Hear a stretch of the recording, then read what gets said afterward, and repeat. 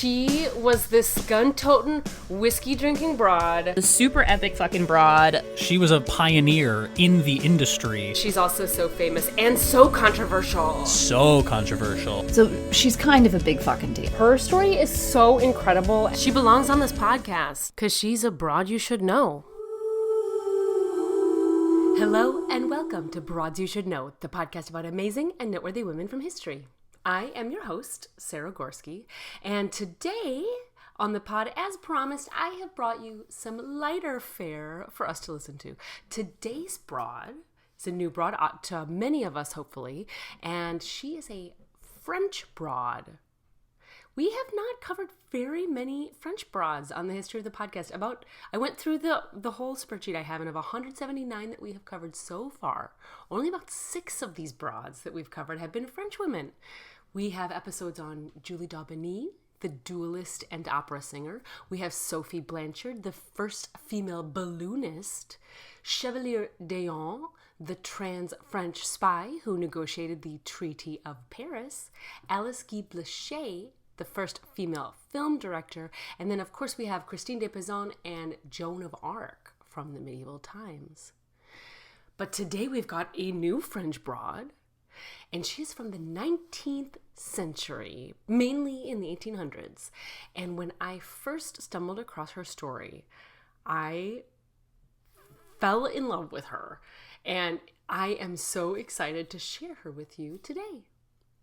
Today I'm bringing you Jeanne Villepreux-Power, the marine biologist, scientist, and inventor of, can you guess? The aquarium. Okay, one of the things I love the most about this broad is her very unlikely origin story. Unlike some of these other more sciencey STEM broads that we have talked about before, that had like heavy home influences, like a lot of the women we've covered have had their daddies already in the business, or they had a lot of influence in adjacent businesses and really helped their daughters to break through the glass ceiling, but not Jeanne.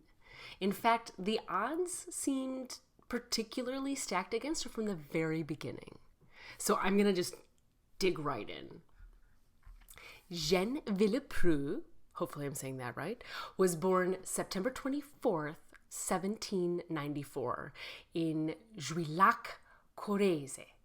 Her daddy was a shoemaker and her mom was a seamstress. And despite them being in rural France, Jeanne was taught to read and write. So she had that going for her from the very beginning. And when she is 11, her mama dies. And she hangs in there in rural France with her dad for another 7 years. But when an opportunity for a job as a dressmaker in Paris reaches her ears, she jumps at the chance to spread her wings in the big city. So she sets out on a journey to Paris by foot, which is, by the way, where they're at, to Paris is 300 kilometers away. It was obviously not safe for a young woman to travel alone. So part of the travel arrangements that they made is that her cousin was going to take the trip with her to go to Paris. So how excellent, right? Her cousin. Except that this cousin turns out to be an absolute trash human.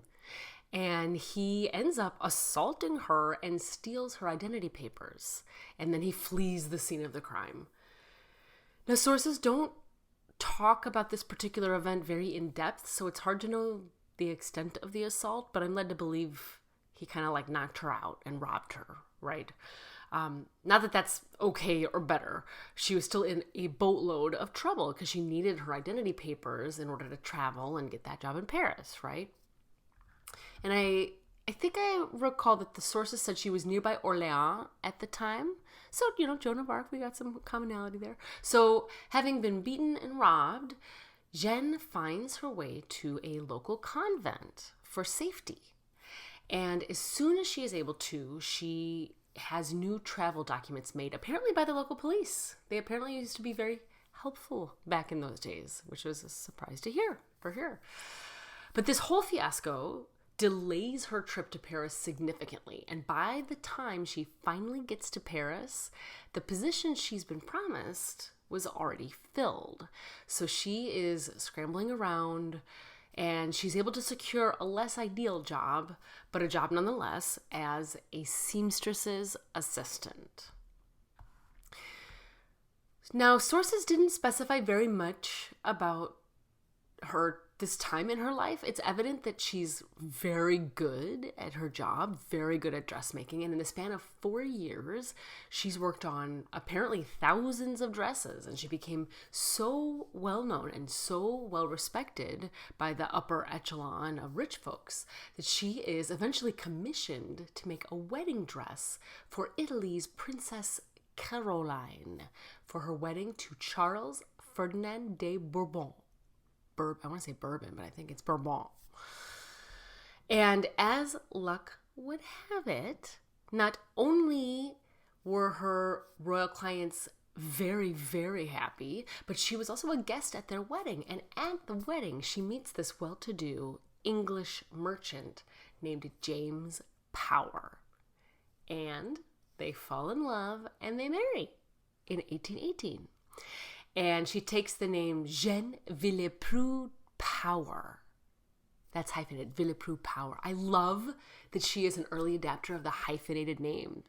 Speaking anecdotally, not scientifically, we don't really see a lot of hyphenated names in that period of time, especially when the woman is kind of marrying up class.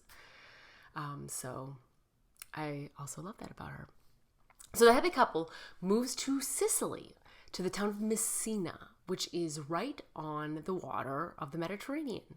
It's a big port city. And Sicily is, you may or may not know, because I guess I didn't really know, is a big island. So the water everywhere all around them. And now, because of her marriage, Jen is a lady of leisure. She doesn't have to sew for a living because her hubby has done pretty well for himself. But Jen, as you might have suspected, is not quite into the leisure life. She wants to learn more. Quote, she no longer sewed or embroidered dresses for a living, and she didn't continue with such genteel pursuits to keep herself busy. Instead, she rolled up her sleeves and became a scientist. End quote. Specifically, she becomes kind of obsessed with learning more about all of the nature and life on Sicily, and most especially the marine life. She begins walking the shores in her long skirts, and she's poking around and observing all of the life that she can find. And over the next 20 or so years, she would study the island's wildlife, and she would correspond with top naturalists all over the world.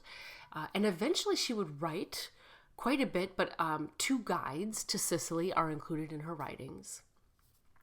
Quote, way ahead of her time, she came up with the idea of restocking overfished rivers with fish and crayfish, end quote. She also documented tool use by Octopus vulgaris, and she observed them, the animal using stones to wedge open shells. And in the midst of all this, she becomes particularly intrigued by a creature called Argonauta argo, or familiarly, the paper nautilus. Jeanne wrote, quote, having for several years devoted to the natural sciences the hours that remained to me free from my domestic affairs, while I was classifying some marine objects for my study, the octopus of the Argonauta transfixed my attention above the rest, because naturalists have been of such various opinions about this mollusk. So this animal is a little cephalopod, aka the octopus family. And they're kind of mind-blowingly unique for an animal. And listeners, you may not already know, or maybe you do, that I am obsessed with octopi. I have a giant octopus shower curtain, and I could watch YouTube videos of octopuses squeezing in and out of super tiny spaces all day long, literally all day. So I'm getting into Jeanne's story, and now I too, as I'm reading about this little creature, am completely obsessed with the paper nautilus too. The females of the species have shells, and the much smaller males do not. And they can actually detach themselves from their shell, which other mollusks cannot do. However, they never leave their shell behind. They always are taking it with them. And during their reproductive cycles, their shells grow to be 4 times their regular size, which happens literally nowhere else in the animal kingdom.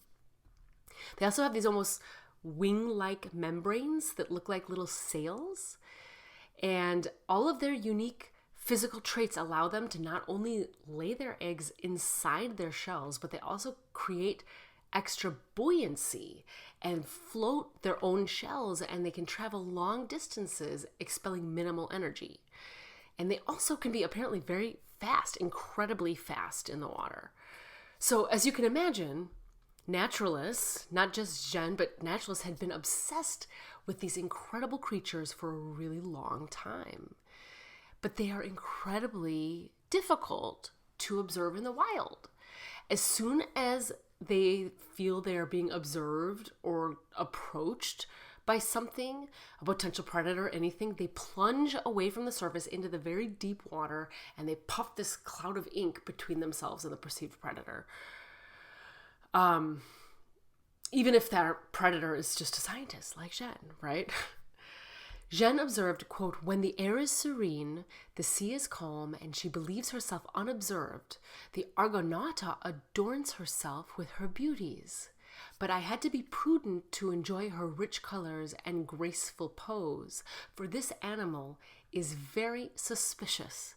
And as soon as it perceives that it is being observed, it withdraws its membranes into its shell in the blink of an eye and flees to the bottom of the cage or the sea, re-emerging to the surface only when it thinks it is safe from all danger.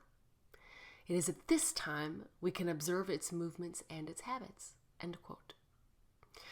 And due to this very, very shy, skittish nature of the creature, most of the observations that scientists had made about the creature so far to this point in time were made from dead creatures that had washed up on shore.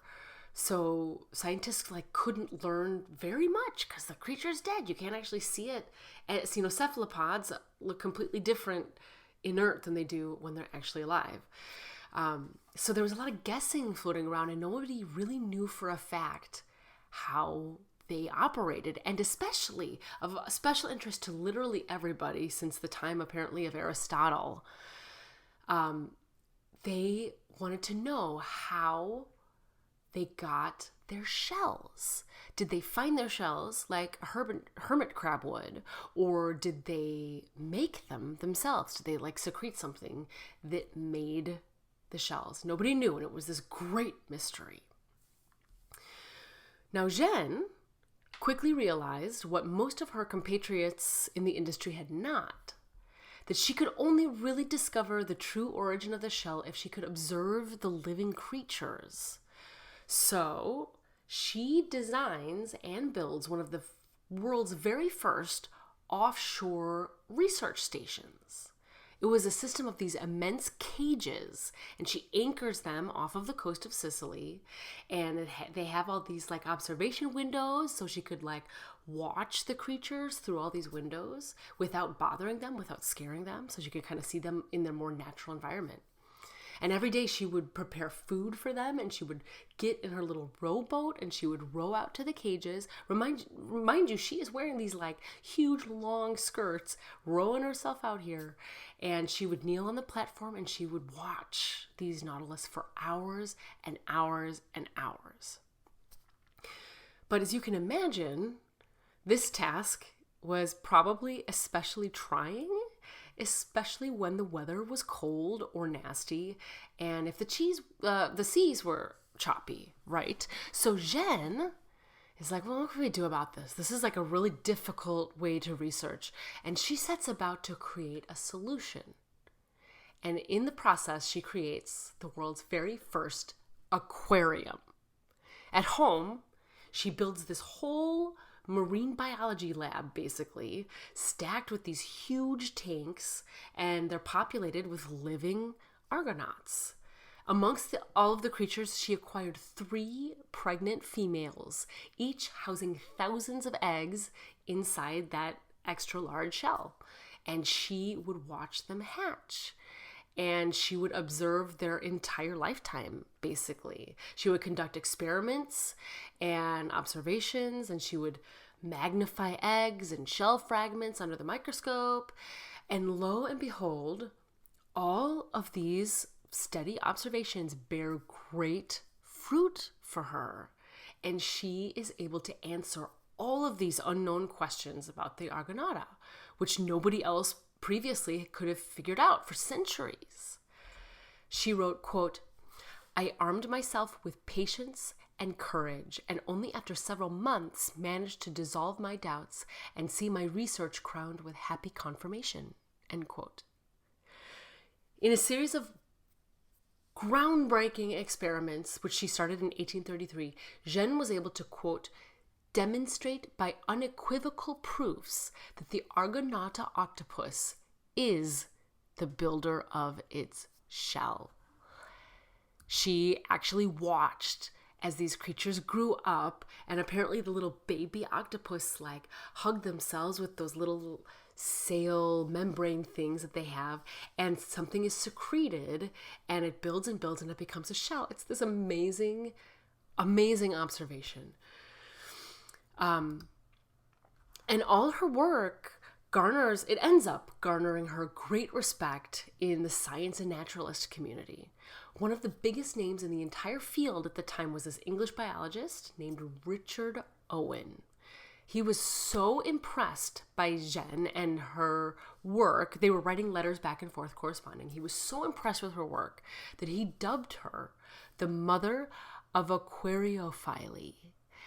And apparently, if anybody else questioned her findings, which did happen because she was a woman, and who was she? She was this unknown person providing all this very intense information that no one previously had ever figured out. But if anybody questioned the findings, Richard, who, by the way, was the guy that apparently named the dinosaurs, his support was a huge deal. If anyone questioned her, he would lay the smackdown on them.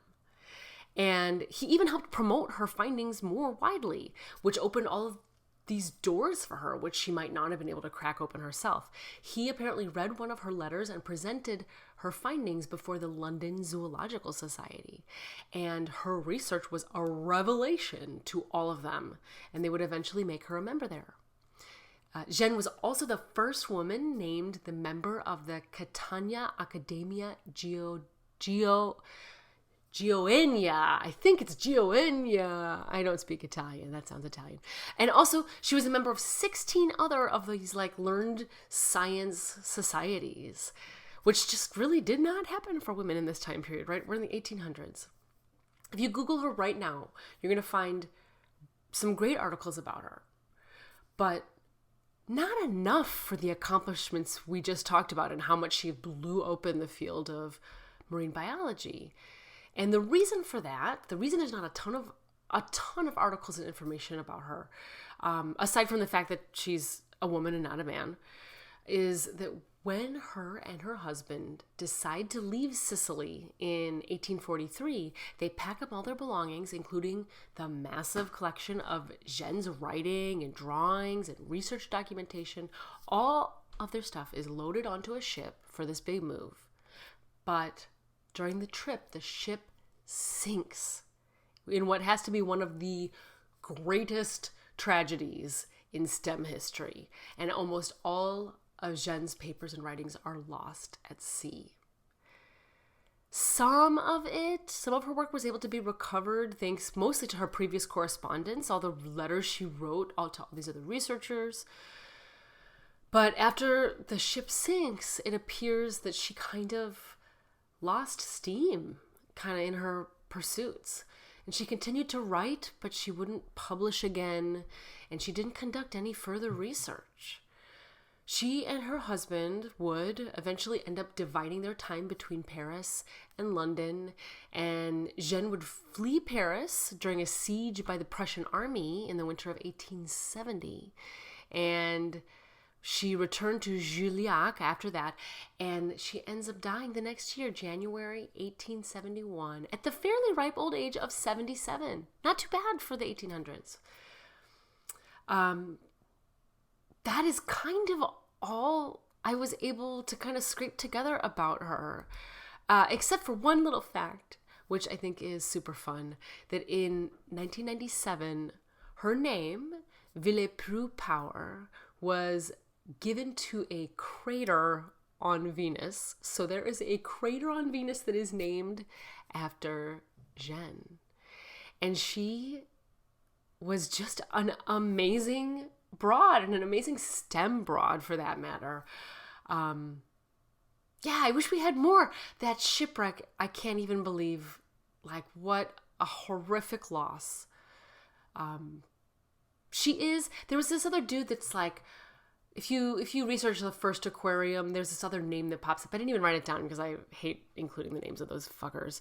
But he was apparently like made the aquarium more popular, but it was Jeanne. It was Jeanne who created the aquarium. Both those outdoor aquariums, those like sets of cages, as well as the ones that you bring inside your house that she brought into her own home. She really invented that. That had not previously been done before. So she laid the groundwork for the way that marine life was studied. And what blows my mind the most is that like nobody before her literally thought about the fact that like, oh, these creatures are dead, maybe we should do a better job or work harder to try to observe them while they're alive. That everybody just thought like, well, this is all we know, so we'll just never know. And then here comes Jeanne, who's like, I feel like if I watch them alive, okay, how do I do that? And she figures it out. And I don't know. She was amazing. She was like most certainly this person who just thought outside of the box and didn't give a shit what anybody else thought. And I can't even imagine. I was thinking about while I was researching this, like, what would her hubby? She like built this huge aquarium inside. She's got all these cephalopods inside their house. But he must have been supportive because she, wasn't prevented. He didn't, at least in the records we have, she wasn't prevented from doing all these pursuits. And also shout out to Richard, man, that guy who really championed her and brought her in. Because in the times when women are not able to crack through the glass ceiling, sometimes you just need one big name to help introduce you to the group and get you through that. So shout out to Richard. We don't do a lot of dude shout outs on this episode, but he not only named all the dinosaurs, but he also brought us Jeanne and made her work more essential and respected, and ended up furthering the study of marine biology. To learn more about Jeanne Villepreux-Power, to see some of her drawings and quotes from this episode, head on over to broadsyoushouldknow.com. While you're there, you can click on over to the About page and read more about me, my bio, photo, links to all my cool stuff, all right there. Are you following Broads You Should Know yet? We are on Facebook and Instagram and now YouTube at Broads You Should Know and Twitter at BYSK Podcast. To suggest a broad, fill out the form on our website or email us at broadsyoushouldknow@gmail.com. If you are a fan of this podcast, help spread the word about us. Share an episode with your friends and family or leave us a review on Apple Podcasts. That really helps new listeners to find us. Broads You Should Know is produced by me, Sarah Gorski, and edited by Chloe Skye, with original music by Darren Callahan. Finally, if you really enjoyed hearing about Jeanne Villepreux-Power, then you should check out some of our other episodes on STEM broads. We've got Caroline Herschel, who cataloged stellar objects. We have Dr. Jane Cook-Wright, who revolutionized cancer research, and Florence Nightingale, who created for the first time rose charts or rose diagrams, changing the way that statistics and data were reported. See you next week for another Broad You Should Know.